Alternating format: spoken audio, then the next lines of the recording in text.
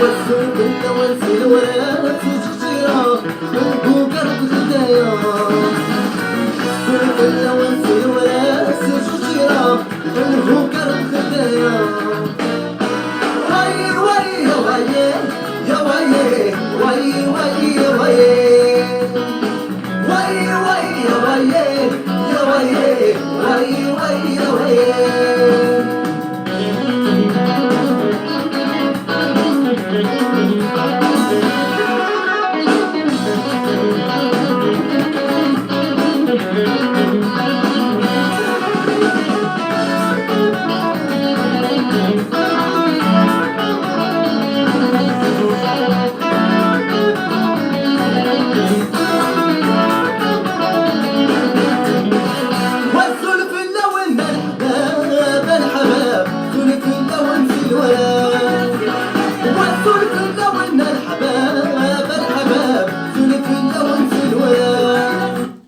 Zulf Laoun Silores, c'était le groupe Asiran Noures dans Zulf Laoun Al-Habab. Alors,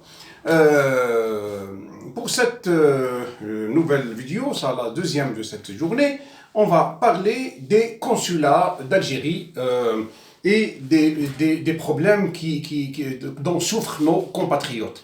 Comme vous le savez, certainement vous avez lu sur certaines presses, que ce soit nationales ou étrangères, des agressions qui ont eu lieu. Attendez, ne quittez pas, restez en ligne. Et voilà, pour les gens qui m'appellent, je suis en train d'enregistrer. À tout à l'heure. Alors, vous avez bien entendu que cette jeune fille, cette étudiante qui aurait été agressée, parce que c'est déclarations, elle aurait été agressée dans le consulat de Créteil en France. Donc certaines personnes n'ont toujours pas compris que cela n'est pas une surprise. Ce n'est pas la première et ne sera pas la dernière. Il y a eu aussi des agressions un peu partout dans les consulats. Je me souviens, un jour, il y avait un bonhomme qui a été vraiment lâchement agressé dans le consulat de Paris, d'Algérie à Paris. Donc, des gens ne comprennent pas qu'est-ce qui se passe dans ces consulats. Et c'est pour cette raison qu'aujourd'hui, bon, moi j'ai déjà parlé sur ces consulats, j'ai même fait un jour un papier qui a été inséré sur les journaux, sur le journal La Nouvelle République, sur le consulat de Pontoise, voilà, de Pontoise, je me souviens. Alors les gens viennent à 2h du matin. Les gens viennent à 2h du matin pour prendre rendez-vous, sinon il prendra, je crois, une dizaine et après tout le monde ne pourrait pas y accéder. Alors, pensez qu'en France, les gens viennent à 2h du matin. Et rien que le consulat d'Algérie. Donc ça ne se passera pas ailleurs comme ça. Parce que les administrations ouvrent à 8h et tout le monde vient à 8h30, 9h. Les gens viennent à 2h du matin. Et lorsque j'ai fait ce papier, il y a eu un démenti catégorique du ministère des Affaires étrangères, disons que non, c'est pas vrai, alors que les gens nos compatriotes qui ont pris attache avec nous, ils nous disaient, monsieur, nous on est à 2h du matin devant le consulat. Il y avait même des photos. Alors, maintenant le consulat de Pontoise aussi, il y avait une dame auparavant, elle a été,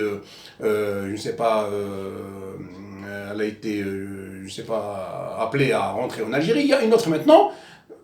Vous n'aurez jamais l'occasion de parler à cette dame, qui est le consulat, madame la consul de Pontoise. À chaque fois, elle n'est pas là. Elle est en rendez-vous, elle est à l'extérieur. Elle est, je ne sais pas, vous n'aurez jamais l'occasion de lui parler ou de la rencontrer. Alors, dans d'autres consulats aussi, attention, vous ne pouvez même pas avoir le consulat au téléphone. Moi, aujourd'hui, depuis ce matin, je n'ai pas réussi à rentrer en contact avec le consulat de Créteil pour parler au sujet de cette jeune fille qui aurait été agressée. Il y a eu aujourd'hui un rassemblement devant le consulat de Créteil. Ce rassemblement-là, ce sont des compatriotes qui sont venus manifester en solidarité avec cette dame, avec cette jeune fille étudiante. Je vais vous montrer quelques... voilà, hop.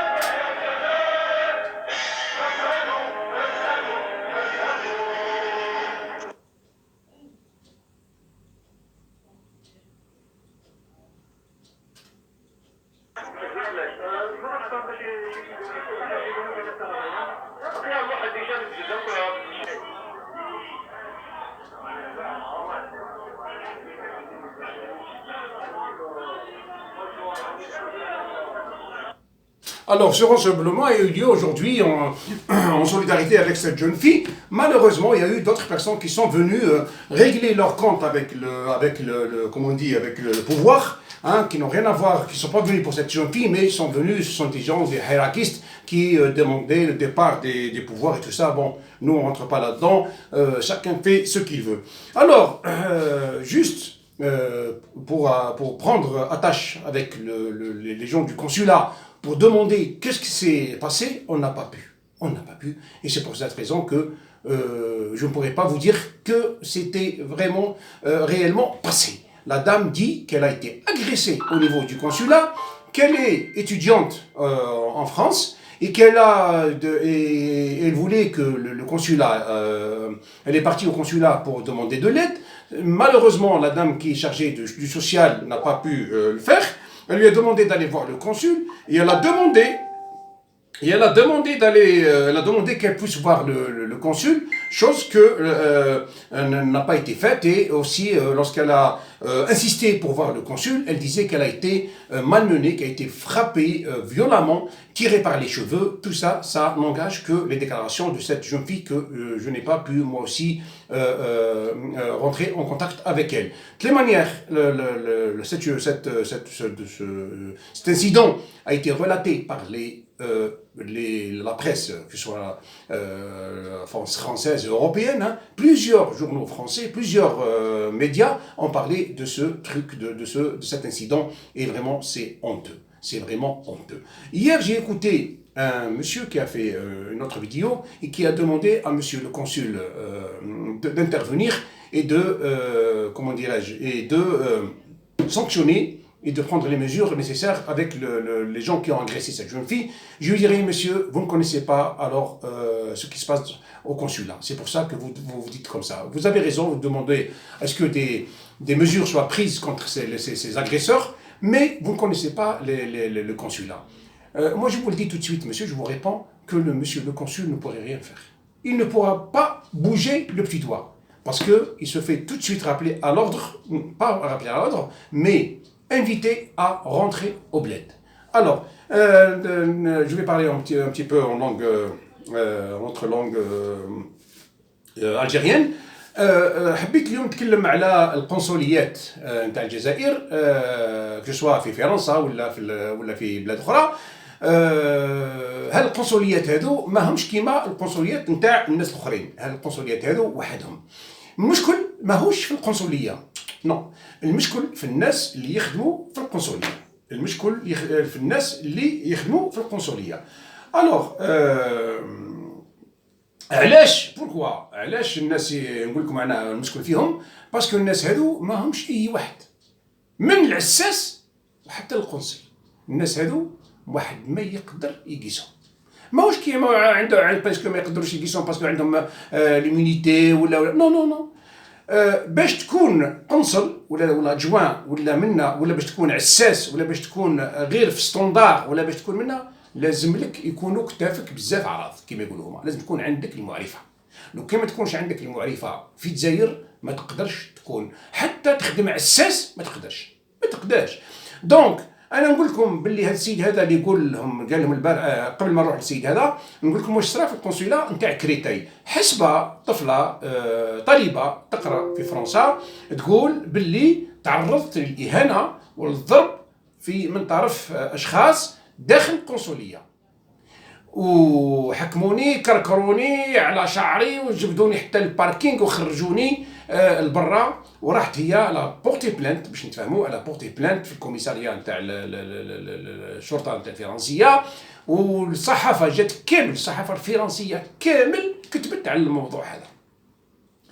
وكيما قلت لكم باللي القنصليات وهذا هذه كيف اسمها الامباساد وهذو منها نتاع سورتو في فرنسا، بالمحال تقدر تتكلم معاه. واحد ما يقدر داير ما يتكلموش معاك. الامباساد دالجيري عندها تقريبا دوكا شهرين ولا ثلاثه، امبوسيبل تنجموا اكثر دوكا تقريبا 6 شهور.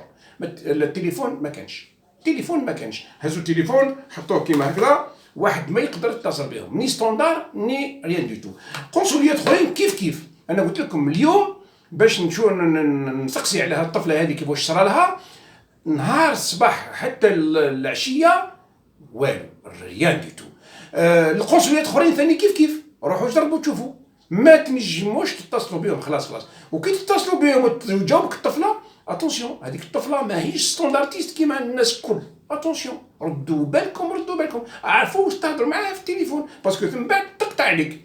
واذا قطعت عليك ما تجيش تسجع عليك، وما تعقب لك حتى واحد، وما تعقب لك لا ادجوان، ما تعقب هي تفريها لك. هي ديجا تما تقول لك وي الكونسولا دالجيري باغ اكزومبل ا بونطواز مرحبا بك. جو دون اكزومبل برك، دونك ولا كونسولا جينيرال دو باري مرحبا بك، تفضل. تقول لها وانت شكون؟ يفوت ديما تقول لها تهضر بلا عقل. اتونسيون فوت دو انا مواطن. كيسكو فولي؟ حبيت ما عندناش تسويت تقطع عليك. تعاود تعيط لها مدام قطعتي علي؟ لا ما قطعتش، ما عندي خدمه. واش تحتاج؟ عقبي لي رحم والديك كانش مسؤول، ما كان حتى مسؤول هنايا. هذا واش يديروا لك؟ علاه الطفله هذه دير كيما هكا؟ بوركوا؟ باسكو ما تخاف حتى من واحد، حتى لو كونسول بعد ما يقدرش يقيسها. علاه ما يقدرش يقيسها؟ باسكو عندها الناس وراها. وينهم الناس هذو؟ ماهم في الكونسولا، راهم في وزاره الخارجيه، وراهم في دوطر وزارات، وراهم ان بو بارتو. الناس اللي عينوها تما ما ينجموش، ما تنجمش انت تقيسها، خاطرش الناس هذوك ما يخليوكش. ايماجينو لو كونسول هذا، كي سمعت البارح السيد اللي يتكلم في لا فيديو يقول له مسيو لو كونسول شوف دير تحقيق وعاقب الناس هذو اللي ضربوا الطفله هذه. هو يقول كيما هكا. السيد هذا اللي يهضر في الكونسولا ما يعرفش واش راه صاري في القنصليات نتاع الجزائر، ما يعرفش ما يهضرش الهضره هذه. هو عنده الحق يقول كيما هكا، لا ريزون، بصح ما على بالوش باللي السيد القنصل ما ينجمش يتكلم مع الناس هذو اللي ضربوا الطفله، ما يقدرش. سينو غير اذا حب يروح يعيطوا له يقولوا له هز الباكاج نتاعك وروح، هذيك حاجه اخرى. انا حضرت خطره كنت اون ديبلاسمون في كانش واحد القنصليه وين كنت مع القنصل، والقنصل جا واش يقول واحد المواطن ما نعرف على واش، وعيط لواحد لاجون قال له ارواح دير هذا لو طرافاي هذا السيد. قال له ما نديرش، قال له قدامي ما نديرش هاك بعد، قال له ما نديرش. انا نقول لك تقلقت في بلاصه القنصل، هو ما فهمتش انا واش هو هذا السيد هذا لاجون هذا اللي يقول القنصل يقول له. انا قلت دوك من بعد يوقفوا، ولا من بعد دوك يدير له ميزابي، ولا يدير له. خرجنا كي خرجنا باش نروحوا نتغداو، قلت له يا خويا سامح لي، قلت له مسيو لو كونسول ما فهمتش انا السيد هذا اللي قلت له ديروا. قال لي واش نقول لك يا راجل؟ قال لي اسكت برك. قلت له كيفاش نسكت؟ قال لي ما نقدر ندير له والو. قلت له علاه؟ قال لي واحد بيتي بغا يديرني نروح.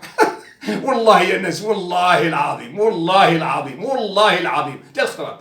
دونك امبوسيبل يتقاسوا. وعلاش ما يتقاسوش؟ باسكو عندهم ناس وراهم. وهذا على واش قلنا حنايا، وكانوا حتى المواطنين اللي اليوم اللي ساكنين في فرنسا ولا في بلجيك ولا منا راهم يطالبوا يقول لهم اغلقوا علينا القنصليات، ما نحبوهمش خاطرش ما همش القنصليات هذو. علاه حلوا القنصليات هذو؟ بوركوا حلوهم؟ باش يخدموا المواطنين المهاجرين، باش يخدموا الناس كي يجي الالجيريان في ما على باليش انا في تونس ولا في المغرب ولا يضل في صار لهم مشكل كيما الناس كل تروح للامباساد. هما كي تروح للامباساد يزيد واش يكثروا يهزوا يبعثوا لانفورماسيون برك لوزاره كيف اسمه الخارجيه، ما يعاونوك ما يعطيوك ما ينجموا يمدوا لك ما دو دابور حتى واش تخموا كي يعيطوا لهم الناس يقول لهم يا ودي راه كان جزائري توفى وما عندوش لاسيرونس وما عنده والو ورايحين يحرقوه، يقول لك اعطينا اسمه، اعطينا النقمه نتاعو، اعطينا هذيك، اعطينا انت تقول صاي راه كي عطيت لهم رايحين يهزوا، من بعد يقول لك ما عندناش دراهم. وهذوك اللي لونسينيمون اللي يهزوهم باش يبعثوهم برك كيف اسمه لوزاره الخارجيه، ها واش كان وخلاص. دركا القنصليات عباره على ناس قاعدين يديو في الدوفيز برك وقاعدين على هذاك. احنا وطلبنا من المسؤولين قلنا لهم اغلقوا هذه الكونسولا. اليوم حتى لي باسبور يتخدموا هنا في الجزائر. علاه ما محلين يقول لي كونسولا هذا؟ بوركوا؟ مادام لي باسبور يتخدموا في الجزائر، اي بيان خليو غير لومباساد وبعثوا لك كيف اسمه هما يبعثوا لكم لي دوسي وانتم بعثوا لي باسبور لي امباساد ويروحوا الناس يهزوهم من لي زومباساد. علاه انتم ما يقفلوهمش يا ناس؟ ما يقفلوهمش على واش؟ باسكو كيفاش مالا وين يعينوا حبابهم، وين يعينوا صحابهم، وين يعينوا واش يقولوا ولادهم. دونك سي بور سا هكذا مدايرين. توت مانيير ان شاء الله نرجعوا على هذه القضيه نتاع الطفله هذه ان شاء الله في الاسبوع الجاي ان شاء الله. غدوه الحد القنصليات ما يخدموش، حتى نهار حتى الاثنين ما يخدموش باسكو اليوم خدموا. دونك كما كان نهار الثلاث باش نقدروا ترى اذا نجمنا نتصلنا بالمسؤولين اذا هزوا علينا، باسكو يقدروا ما يهزوش عليك، ما يهزوش عليك عيط واش بغيت. شوفوا نقول لكم انا جو فو ديفي، هزوا دوكا التليفون وعيطوا ليليزي، عيطوا ليليزي صدير الرئاسه نتاع فرنسا، نقول لهم فوتوا لي مسيو ماكرون وتسمعوا واش تقول لكم هذيك لوبيراتريس. دونك تقول لكم مسيو نو كيتي با جو في فو باسي لو سيرفيس كونسيرني، وتعقب لك لو سيرفيس كونسيرني يقول لك مرحبا بك، واش تحتاج مسيو ماكرون، واش بغيت، ويقول لك اعطينا الرقم نتاعك ولا اعطينا من هنايا، دوك نعاودوا نكلموك. ويعاودوا يكلموك كذا اذا قال لك اعطينا الرقم نتاعك نعاودوا نكلموك، يعاود يكلموك، سواء يقول لك باللي راهو ما يستقبلكش، ولا يقول لك شوف هذه ماهيش مسيو ماكرون هو اللي يديرها، راهو تالي سيرفيس، ولا يقول لك احنا لا دوموند تاعك بعثناها للوزاره ولا بعثناها منا ولا منا. روح انت اليوم عيط الرئيس بلديه برك نتاعنا، روح عيط تشوف الرئيس تاع البلديه نتاعنا، واهدر تشوف مع الكاتبه ولا اهدر مع لا سيكريتير. لو كان جا التليفون هذا تدخل يدها تحكم لك وذنك تاعك. هذو هما الجزائريين الناس، هذه هي مش غير الجزائر، البلدان هذو كما قال واحد اللي قاعدين يبزنسوا بالدين، هذو هما هاكم تشوفوا. Vous avez peut-être entendu comment il s'appelle, le monsieur qui a été, qui est un Saoudien, je crois que c'est un journaliste saoudien, qui est rentré au niveau du consulat de l'Arabie Saoudite en Turquie et qui n'a plus donné signe de vie jusqu'à aujourd'hui. Ça fait je ne sais pas combien, une année ou 2 années. Sa femme, elle attendait dehors, il est rentré, il n'est plus sorti. Il n'est plus sorti. Même son corps n'a pas été retrouvé jusqu'à ce jour. Donc, les gens disent qu'il a été éliminé, qu'il a été tué, parce que certaines informations disent que dès qu'il est rentré, on lui a mis un sac sur sa tête, et puis on l'a étouffé, mais où est-ce qu'il est son corps? On ne l'a jamais retrouvé jusqu'à aujourd'hui. الناس راكم سمعتوا بهذاك المعارض اللي دخل القنصلية نتاع السعودية في تركيا، واش صرالو؟ خلى مرته لبرا، مرتو جوكوا تركيه وقيله ولا تكون تركيه ولا ستون اترونجير، وهو معارض سعودي، وقال لها راني عندي رونديفو في واش يقولوا في القنصليه باش يهز الباسبور نتاعو وقيله. كي دخل من ثم ما زادش خرج، وما شافوه لا وين راح لا والو. الناس يقولوا باللي ديجا كي دخل داروا له صاك على راسو وقتلوه، ما لقاوش الجثه نتاعو لليوم، ما لقاوش الجثه. هذه وين تكون في الامباساد نتاع اسرائيل، تكون في الامباساد نتاع فرنسا، تكون في الامباساد نتاع بلجيك، نو تكون في الامباساد وفي الكونسولات نتاع الناس اللي يقول لك احنا مسلمين. شفتوا كيفاه؟ او علاش الناس حنا حبينا نحيو الاسلام باش ما عادش يوسخوا به هاد الناس، هاد المجرمين، باش ما عادش يمسخوا بالاسلام. حنا ماناش ضد الاسلام، مي هاد الناس هادو اللي يقول يشهدوا ويقول حنا نشهدوا لا اله الا الله لا حول ولا قوه، سي سون دي كريمينال. المخرج نتاعهم كيما هادو اللي قتلوا هاد السيد هذا، سي سون دي كريمينال. الوغ اليهود نعطيكم انا بوك اكزومبل. خطره كاين كار جاي رايح ما نعرف منين، من مصر ولا ما نعرف واش هو، غلط في الطريق، دخل في التريتوار نتاع اسرائيل. اي بيان تو سويت حكموه العسكر نتاع اسرائيل، كان طاح الليل ديجا، حبسوا هزوا يديكم وين رايحين؟ قالوا حنا رايحين باش نروحوا ندخلوا ما نعرفوا انا جهه، باش يروحوا يحجوا ما نعرفوا انا جهه واش من طريق. اي بيان قال لهم نو، شافوا لي باسبور نتاعهم لقاوهم فعلا رايحين الحجاج الكل رايحين باش يحجوا من هنايا. داوهم نوتيل قريب باسكو كان ليل، داوهم النوتيل قريب، بيتوهم في الوطيل هذاك، عشاوهم وقال لهم يا ولدي راهو اللحم راهو مذبوح باش نتاعو، واللي ما يحبش اللحم او كاين البواسون صدير الحوت. عشاوهم ورقدوهم، والصباح جاو العسكر وداوهم ونعتوا لهم الطريق هذيك باش يحكموا واحد الطريق اخرى، نعتوا لهم وبقاو على خير، بقاو على خير. هادو اللي يقولوا عليهم راهم اليهود وراهم كفار وراهم ما نعرفوش بهم وما نعرفوش بهم.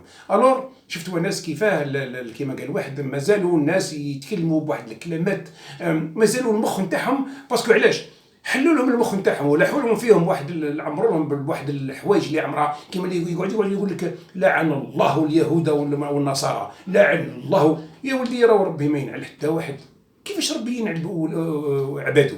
علاه الاسرائيليين ولا اليهود ولا فرنسيس ولا ماهمش عباد نتاع ربي نتاع من نتاعك نتايا.